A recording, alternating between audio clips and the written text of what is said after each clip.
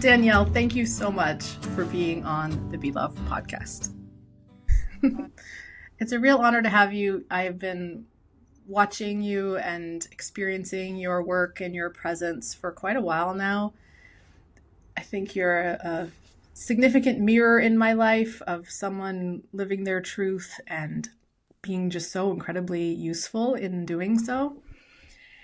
And I'm excited to have you on the Be Love podcast because this podcast has really been inspired in my own journey of being a minister, serving in the church, sharing love in that form, and wanting to transition to making more room to talk to people and be with people in different ways to explore how love is moving, how love moves in our individual lives, how it moves between us, what helps it to move, what gets in the way of it moving, how it calls us forward as like this energy. I kind of had this epiphany a while ago where I was like, I think everything I've ever done in my life that's been really beautiful and useful has just been this movement of love. And I use different language, but I hear in a lot of your teaching and speaking, you have an awareness of your own inner life and how love moves. So I just love to hear, I don't know, what part of your story might you like to share with us about how love has called you along this path you've been on? Well, I love your view that you've really invited us to land in of experiencing life through the lens of how love moves. I find that to be such a delightful place for us to start together because I do experience it this way. You know, they say like love is it is the energy in this universe. It's the primary energy, and everything else could be seen as perspectives or spectrums of love. Or even, you know, the other side of the coin of love is just the contrast that is present so that we understand the feeling of what love is. So from that place, I feel inspired to talk about when I started to connect with love within the different parts of myself. Because, I'd love to hear that. yeah, I feel like many people, I mean, and myself included at different parts in my life, but I feel like many people look for that love through others or through interactions in the world. And again, I did as well. But I found at a certain part of my journey that everything that I was looking for outside of myself always felt like one step removed. I get like the image of the carrot on the stick, you know, where it's like strapped to the back of the head of the donkey and the carrot's always there. And I'm like, but it's right there. Almost. You almost got it. Yeah. Right.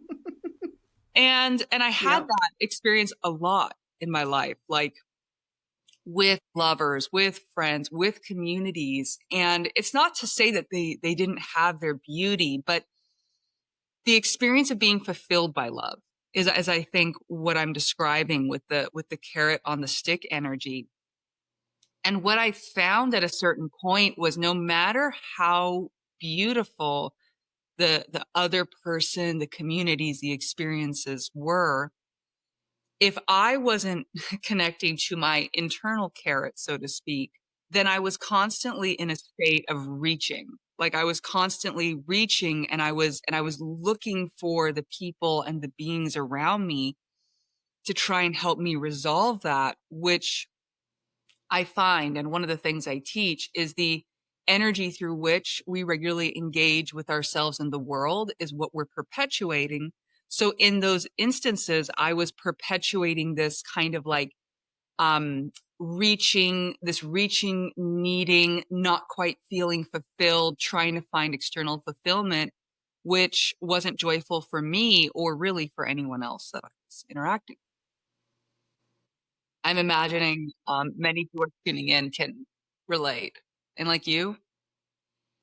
Yeah, yes. I mean, that's such an important point, Danielle. I appreciate you offering that image. I think I'm often still in the carrot and the stick brain that's still very much in me. And I'm kind of right at that moment of really wanting to resolve that tension because it's so, yeah, it's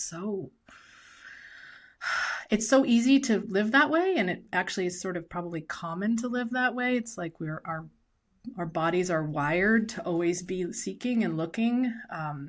And there does come that moment where and I hope a lot of us are kind of coming to that moment of realizing that it keeps you out of the moment. It keeps you out of presence. And it's like this constant dissatisfaction with life. What helped you to find that carrot inside? How did you dig that carrot out? What, what Well, tools did you use? like for many of us, I had finally arrived at a like, well, screw this point. Like I arrived at a very um actually like fed up place initially and felt like uh, I think I would describe it as that sense of dissatisfaction brought me to a curiosity of like, if this isn't going to fulfill me, then what will? Which I think a lot of us arrive to, like in one form or another, like whether it's with the pursuit of security through money or attempting to find the fulfillment or sense of self through another. There's a lot of different lenses, but I find that all of these moments where we finally just go, well, this isn't working. Now what? That can often be like the portal to actually connecting with the step. And that's part of what happened for me. And what I did is what many of us do, who are walking a introspective path, a path connecting, to the source within us and around us. I found myself pausing. And when I say pausing, I mean, I really just took an inner stock of what was going on. And this is where I started to engage in what many people maybe know as parts work. So internal family systems, if someone hasn't heard of that, internal family systems is a modality and a thought that we have many different aspects of self within us. And the way we can look at that is we are our whole self, but there's many different lenses through which we experience both the life around us and within us. Like simply put, mother, friend, daughter, partner, professional, whatever, like, uh, silly, playful creature, right? We all have these Yeah. different parts.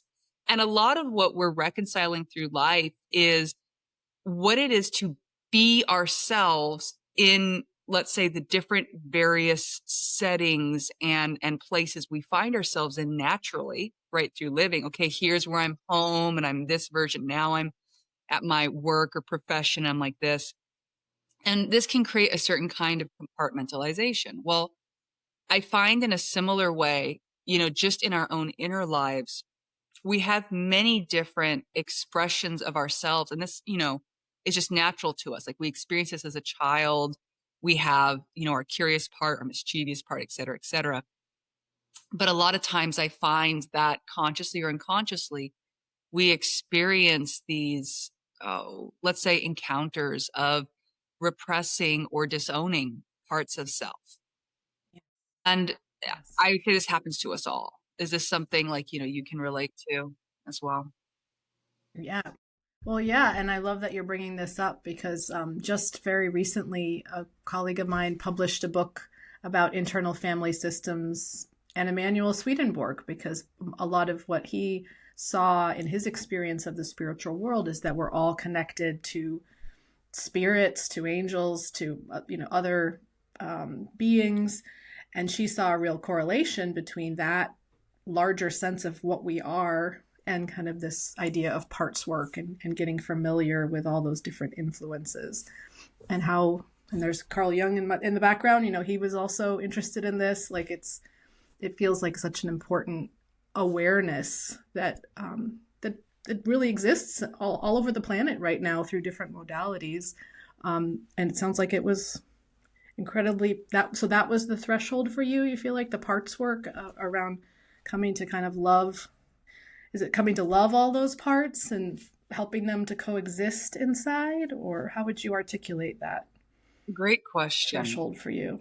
Because I'd love to, because what I would say is like the parts work is part of what assisted me in bridging all of these different elements and going from the carrot on the stick energy into a more loving, I almost want to say pattern, but let's just say a loving way of being, not only with myself, but with everyone else around me. Because when I had time and space for myself, I suddenly, and when I remembered how to interact with different parts of myself, that translated into how I was interacting with the world around me, which created, which created more, I'm just saying more fluidity between myself and others.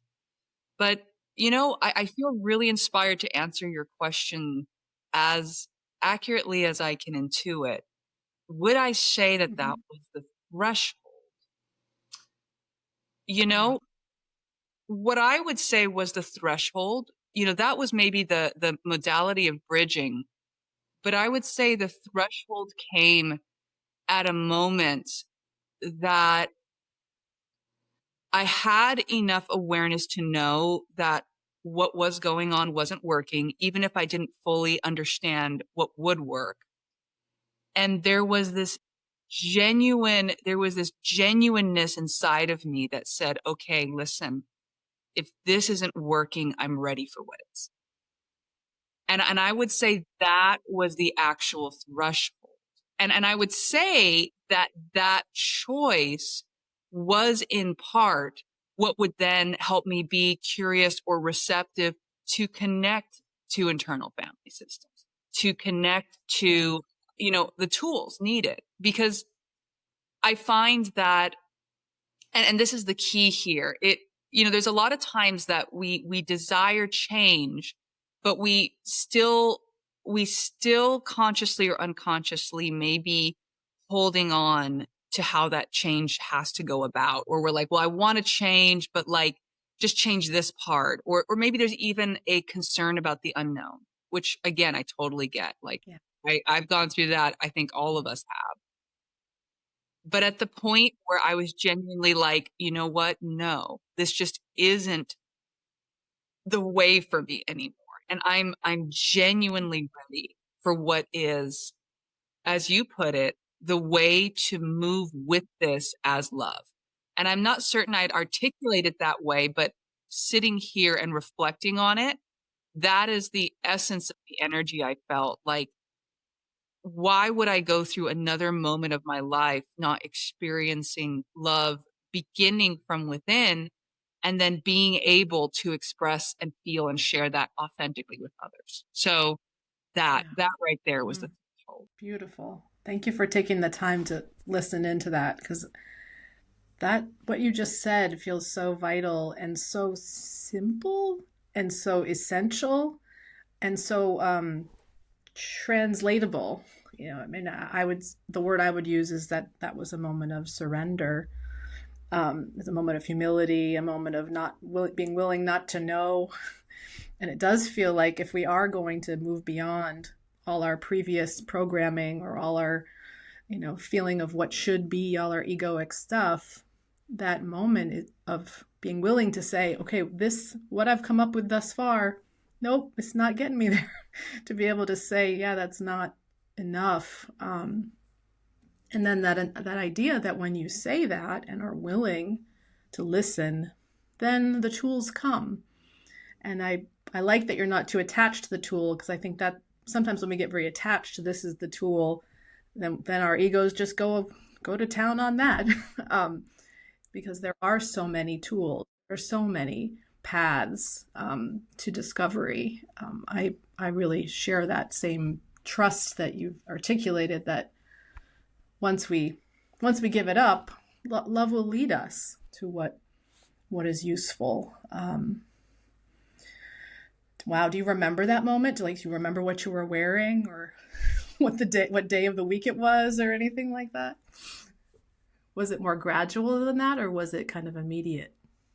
Well, it's interesting because I have a few moments like that I can recall in my life where there was, and I like the way you articulated it. There was that surrender into the moment. There was the surrender of what I thought needed to happen to make way for what is to happen. And when you ask that question, I remember several. And I do experience it that way because I don't experience our lives as a linear journey. I experience it many ways more cyclic, more like a spiral. And Yeah.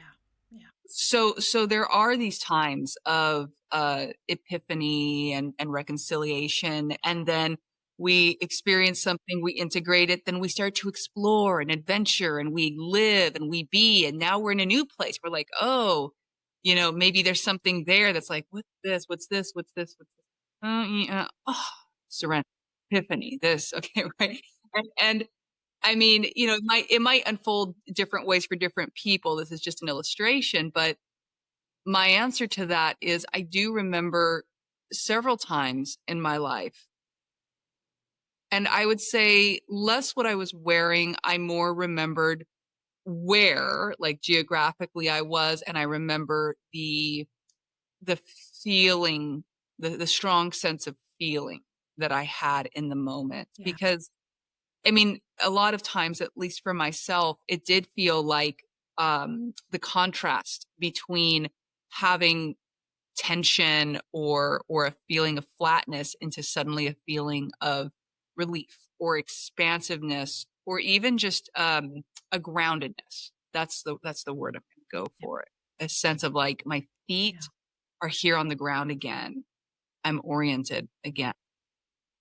And the funny thing is, though, is I find that feet on the ground moment does come contrasted with that unknown. And I've learned to have more love with the unknown.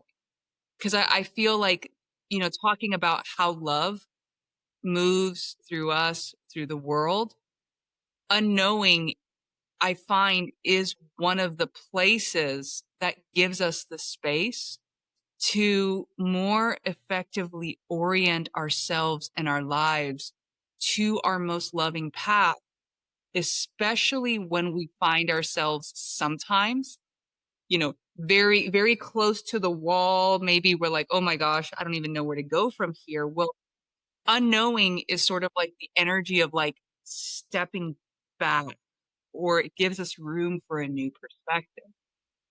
How do you relate to I relate a lot to that, I think. And I think a lot of what you've shared about unknowing has been so helpful to me along my path. And the ministry I do is called Be Love, Be Honest.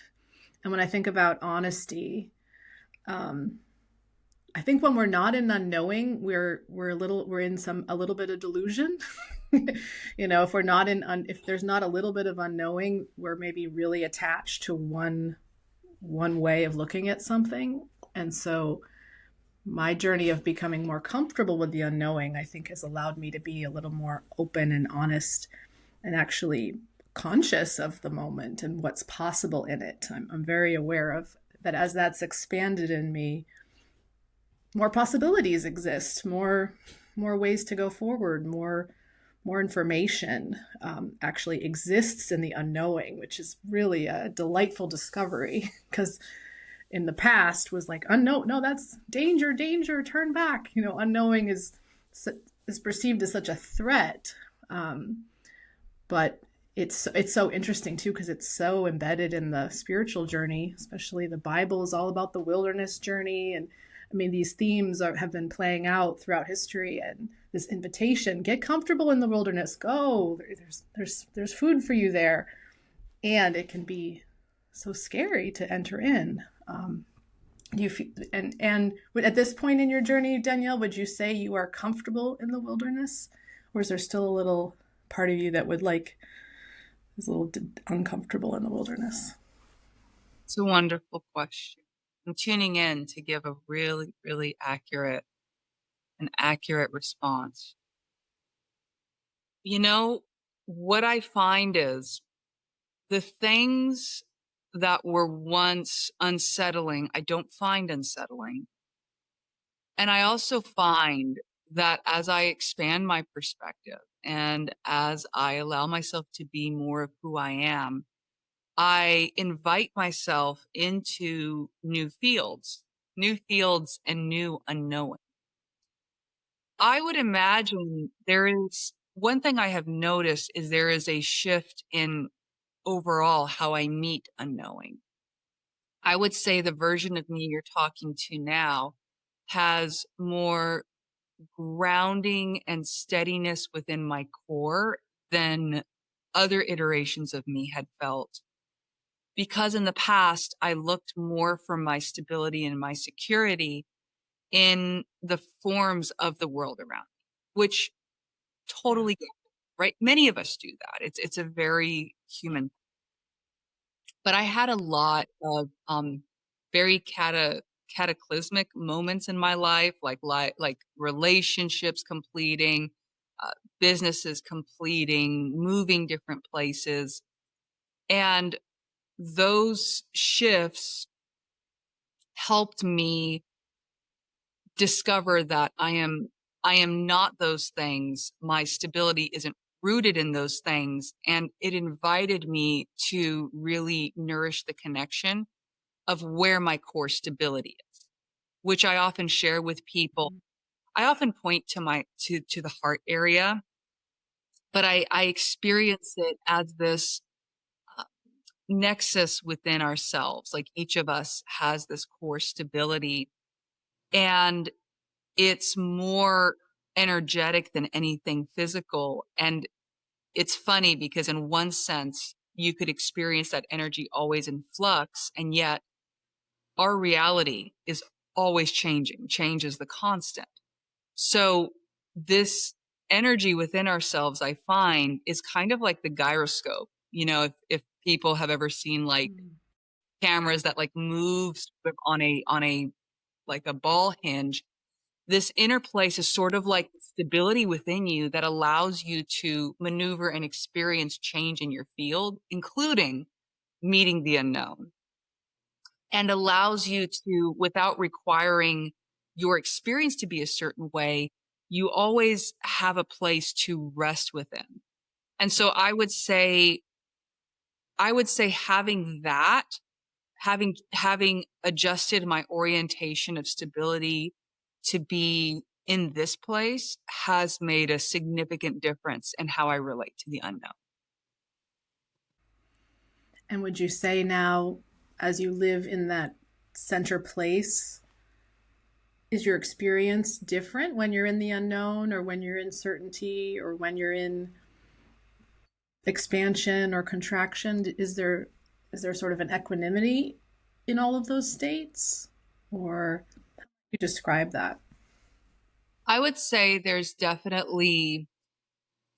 the ability to have like less low lows, which I often explain to people. It comes with a balance of less high highs, you know, because when we are chasing or wanting or experiencing highs, something I explain to people to understand is that's also creating the space for lows, because that's sort of the contrast balancing effect in life. No judgment on that. You know, we ride roller coasters, right? Yeah, And yeah. I have found, at least for myself, I experience myself with a lot of energetic sensitivity. And I felt this way ever since I was a child. I have a lot of like I joke like if I'm a microphone, I'm the one that can like I can pick up a pin dropping like you know across the room. So I tend to Yeah. enjoy a little bit more of a uh, an even kind of keel sort of navigation. So, as Mhm. such, in choosing in my life, I tend to choose more often than not to meet the moments with curiosity. And that flavor of curiosity often allows for just a little more gentleness as I'm experiencing highs and it sort of reminds me of the story, the parable of the farmer who went through all the experiences, and every time something happened, they would say, maybe so, maybe so. The good thing happened. Right. Oh, maybe so. The bad thing happened. Maybe so. And having a little bit of this lightness with life, I find has assisted with the unknown. And that's what I'll say on that. Very well articulated. And speaking from my own experience, I feel like I'm at this moment of I have had a lot of highs and lows, and there is a pleasure in it. You know, I don't like roller coasters anymore since having children, but but I do love feeling ecstasy, you know, and feeling the joy of a meeting or something coming together. And they're probably, I mean, I've had some pretty significant depressions in my life, and truthfully, there have been diamonds that have been formed in those phases of sadness. And I think there's a little part of me that's attached to that. Was there ever a part of you that was attached to that Oh, more than now? absolutely. Yeah. I really, really Yeah. enjoy the highs and lows. And I mean, I'm speaking of my equilibrium right now, but that doesn't mean that I'm not willing to experience the highs and lows. I would say that at this juncture in my journey, I tend to be more intentional about where I choose, to kind of have those experiences because like you said, I've also found some beauty in the low points, in the upset points, or what people could call as the more depressed times, as well as the high points. Some of my most beautiful art has come from the low points, right? We know a lot of artists and poets, like they create there. The and you know, I will say that especially in my early life, I operated in the extremities. And this is likely one of the reasons that the version of me you are talking to now is a little bit more in the equilibrium place because I was if it's the seesaw, I'm like on the edge, like where, where can Yeah. I do this? Yeah. So yeah, I Yeah. can totally relate to any of us Yeah. who also enjoy that. No judgment whatsoever. Very much get that. And what I often teach and what I live myself is just remembering that we can adjust the scale. It's kind of like it doesn't even have to be, oh, only the equilibrium's the way. Oh, only going to the end's the way. It's kind of like being an artist, realizing you have an entire color palette and you get to choose how much saturation, how many intense colors, how many muted colors. And in that way, you actually can engage very authentically with life as yourself. I love that. Yeah. We have that freedom to choose, and everything is useful. Whatever we're experiencing, we're learning from. And I think your access to freedom, Danielle, is one of the things that draws me to you the most strongly. You know, in my tradition, we talk about that love wants us to be free. Love wants us to have spiritual freedom, you know, to choose how we live and how we love. And um, and I think a lot of people don't really know what that is. They don't really know what spiritual freedom is. They're not quite sure um, how to even experience it. Would you say on your journey that spiritual freedom or freedom, whatever word, however you want to phrase it, came into your life after you crossed that threshold of surrender that you described earlier? Would you say it's always been there? How does freedom play into your journey? That's a fun question. I very much have been inspired by freedom for all of my Yeah. life. As young as I Yeah. can remember, most of my actions and behaviors were rooted in a pursuit and an experimentation with freedom. Like even to the point where my mom loves to tell me this story when I was 3 years old. She was in a changing room, in a department store. And the moment she was halfway changed is the moment I took my opportunity to duck and roll at the little gap under the changing station, and I made a run for it, so that Yep. I could figure out how far She couldn't run after you. she was so I sweet. And that's one of my early stories of freedom, right? And love for it. there there's a theme to that, right, in my life. And Yeah. I found that much of my exploring was on that, because and I feel every single one of us can relate. Every single one of us can relate to that. Because one way I would likely describe freedom is the ability to fully embody ourselves in our natural state with our natural timing and will and sovereignty intact as we do so. That might be a very accurate way to express that. And as we live life, we experience potential contrasts for that, through things like responsibility, through things like how we configure our lives, or what we say yes to or what we say no to. And when I experimented with freedom, it's part of what brought me to play with what I call reality creation, which is, well, if I can, create whatever reality I want, boy, I'll be free as anything, which actually helped me understand the deeper mechanics of how everything comes together. Because a paradox that we experience is that we're experiencing ourselves as the individual. And my understanding, and I know many's understanding, is that we're also all interconnected. So there's a dichotomy there, like the idea, of being free, but we're also all interconnected. We're also all one.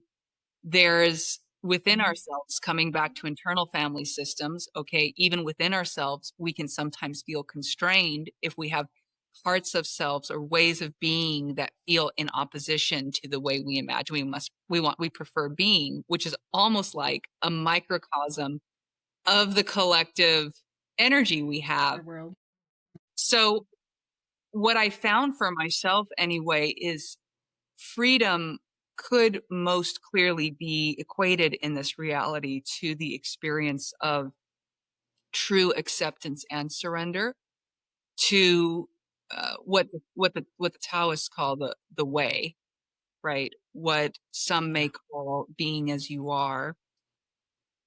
And it's not that we give up our personal will. It's more like we stop pretending that the mind or the ego is ourselves, and we orient ourselves with what I refer to as the true self, which is in complete harmony with the way.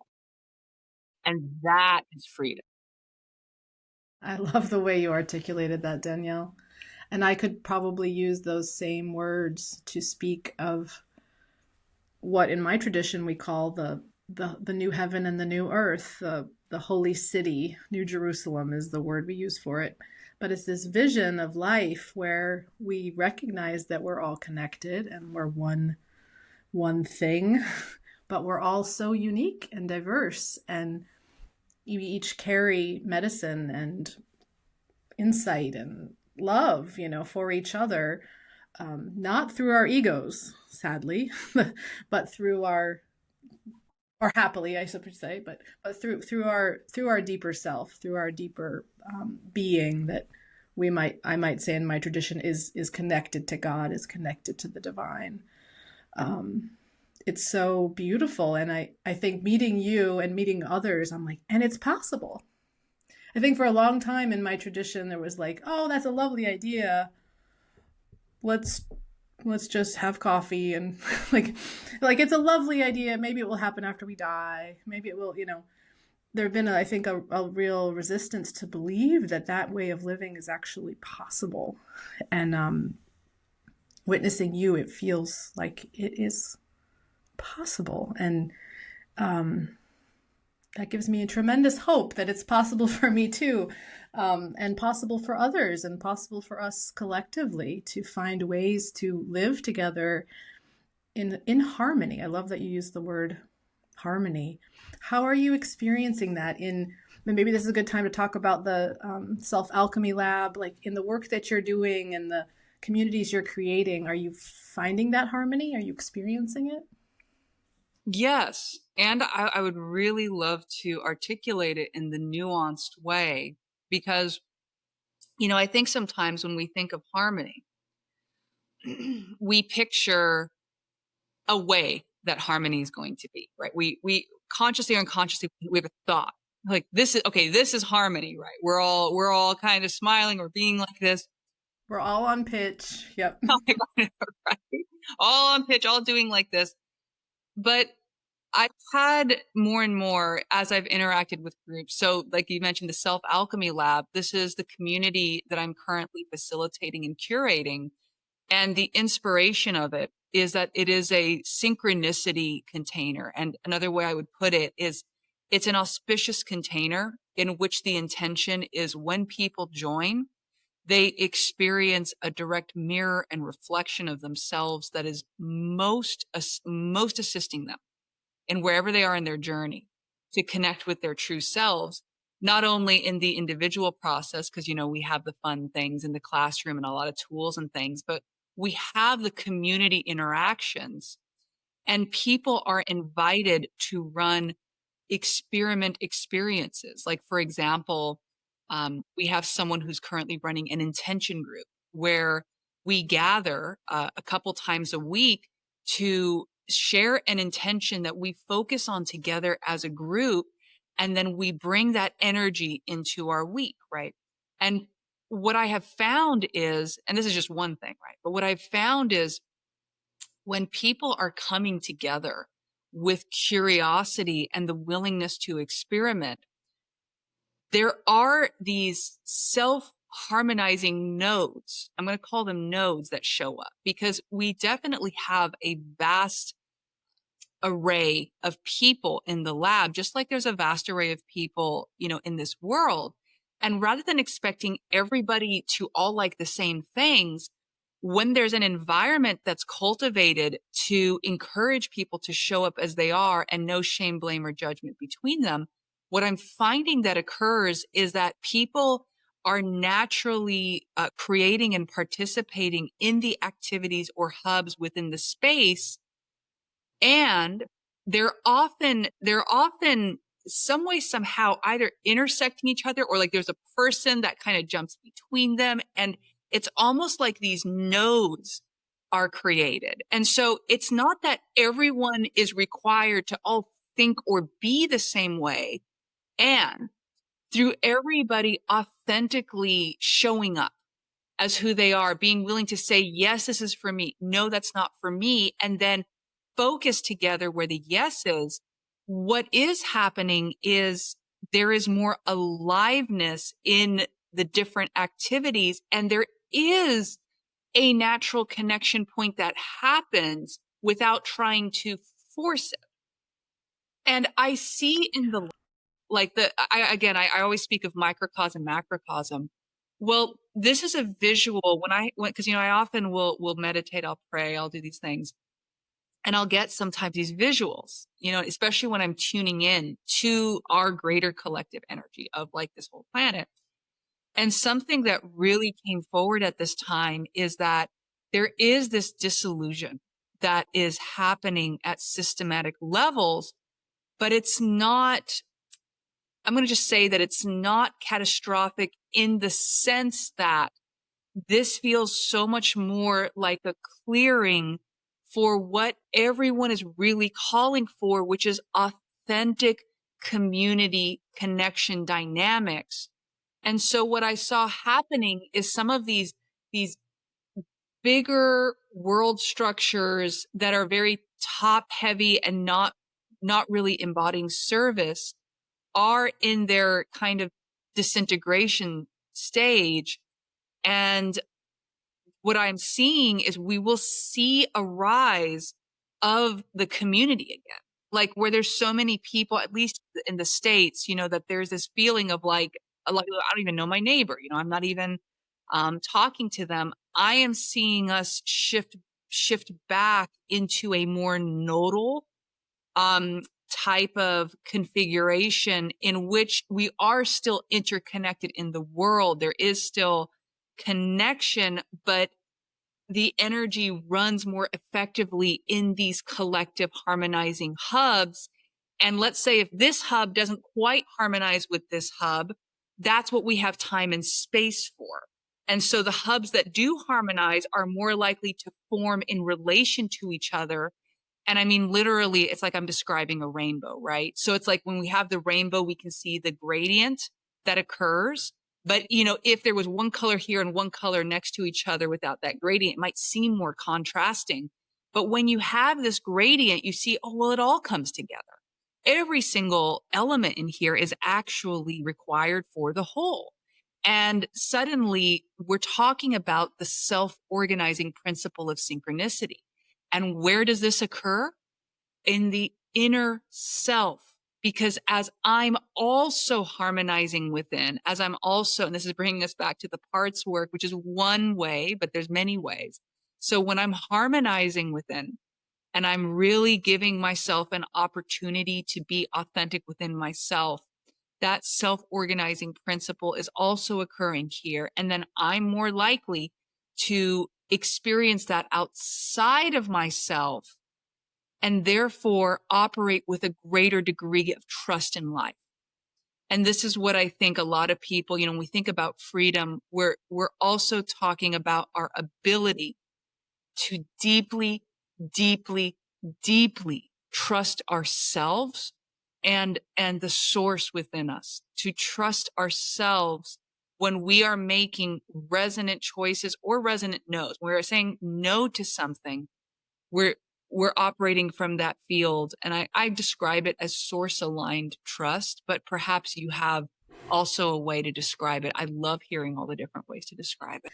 As I was listening to you, I just wanted to share, you know, again, sort of Emanuel Swedenborg's vision of heaven was he used the image of the human body and all the different organs, and that heaven is a place where we live our love and we find others who have a shared love and we just do cool stuff together. And when you're talking about the nodes, I mean, it just is so resonant with that image. And I feel like I have so much to learn from you in what you're creating, because that's what I want to build. And so much of the way church has been in the past is much more, we all are going to listen to one person talk and we have to do it a certain way. And it's like, well, why do we have to do it that way? There's many ways we can do it. So yeah, it's really exciting. All the things you're bringing into the world. Anything else you might want to share with us about what you're bringing into the world, or how love is moving in you right now, before we close our time together? Yes. I'll simply share, you know, to anyone who's tuning in, like whether you feel inspired to check out a place like the lab, which is awesome. And maybe we'll have a way to link it in case people want to check it out. Or, you know, whether, I mean, they're obviously exploring your awesome community and space you're pulling together, or wherever they feel drawn to explore. I would just simply invite people to remember the following, that the more that we give ourselves space, and I found what really helped me, you know, because I know we talked about connecting to your true self, what really helped was creating intentioned space and time each day, even just for silence, stillness, and being with myself. Even if that was just me walking through nature, even if that was just me putting on like a 5-minute timer, even if you have a busy day and you're just, you know, just close yourself in the bathroom for 5 minutes, creating space just to be with yourself and listen and simply say, I'm tuning in to what my most heart inspired now moment experiences, even as I live the cadence of my life, even as I live everything that's going on within me and around me. I know that I continue to be connected to my most resonant now path. And I am just going to be present with my life today. I'm going to see what pops up, and here I am. No matter what your current schedule or anything is, if you create that intentioned window each and every day with yourself, you will notice synchronicities, opportunities, experiences. I mean, the way I find it, it's ultimately inevitable, and having that intentionality creates that much more, we'll just say, direct fluidity between your experience and what's unfolding. And I have found, this is part of what we do in the lab as well. We have the resonance shift experiences. And whenever we do that, people share how much shifts in their world and reality because they are granting themselves that space. That's freedom. That is tuning into. So that's the reflection I would share to anyone tuning in. Beautiful. Thank you for sharing that. And I feel such a corollary between that and what you shared about that threshold of, I don't like what is working right now, and I'm ready for something else. I'm ready for it to work. And it almost feels like when you make that statement, I'm ready. Okay, well, if you're ready, you got to make a little room every day to receive what you're asking for. So beautiful. You are such a gift to me and to so many other humans on the planet, Danielle. I'm excited for how this journey is going to unfold in the days and weeks and years ahead. And I am better for your presence in it. So thank you so much for your time today. Thank you, Sage. I feel the same with you and about you. Thank you for being who you are in this world. Thank you for inviting me into this space and having the opportunity to share and reflect with you. My heart feels fuller today for us having this space together. And in so many ways, I experienced deep synchronicity with our call today. So thank you for co-creating that with me. You are so welcome, friend. And many blessings. When we both are